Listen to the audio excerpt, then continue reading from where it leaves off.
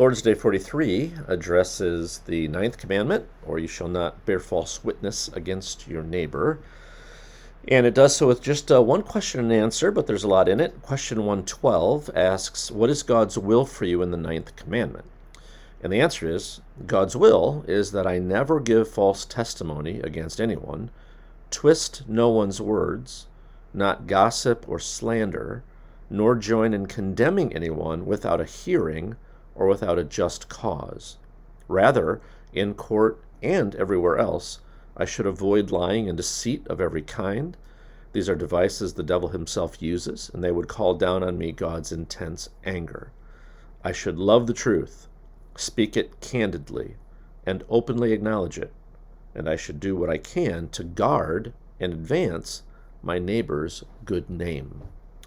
All right, three quick things on Lord's Day 43. First is where the answer ended there with regard to our neighbor's good name, or even our good name, but specifically the commandment is directed at our guarding of our neighbor's good name by not bearing false witness against them. But while we often think of the ninth commandment as about lying,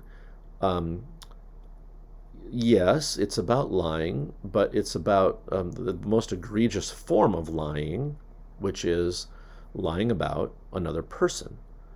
And so a person's name or reputation, how they're viewed by others, is very important to God. It's part of them.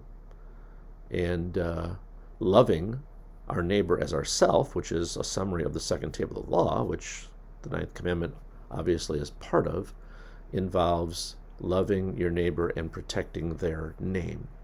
Therefore, we don't speak ill of our neighbors or twist what our neighbors say or try to make them look bad in someone else's eyes. That is, and in that sense, the ninth commandment is very much related to the sixth commandment about you shall not murder, because essentially by bearing false witness against someone, we are trying to bring them down, harm them in the eyes of others. So that's the first quick thing. And that's why, by the way, the commandment says in court and everywhere else. So sometimes, the most powerful court with regard to someone's reputation is the court of public opinion. So we need to be very intentional about making sure that regardless of where another individual is the topic of conversation, we are not taking part in anything that brings them down without a hearing or something being well established. Anyway, the second quick thing is,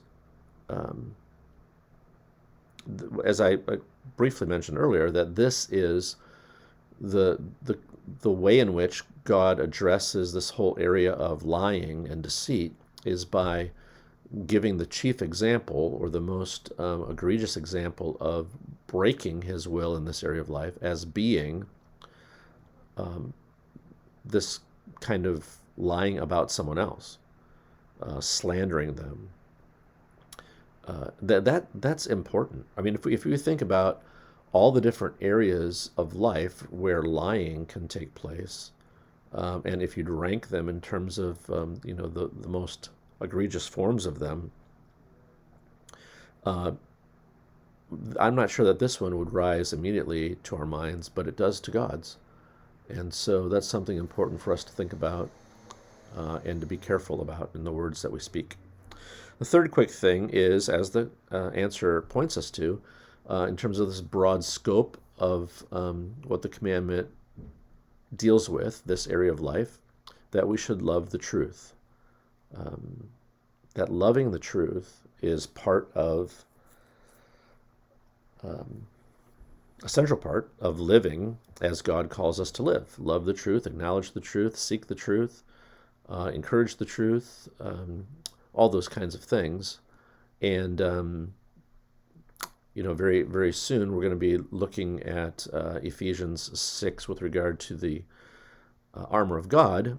And the first piece of that armor, of course, is the belt of truth.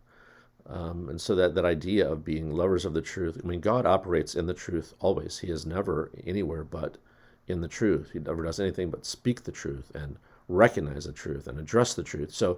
So being children of God, we are called to do the same. All right, those are three quick things from Lord's Day 43.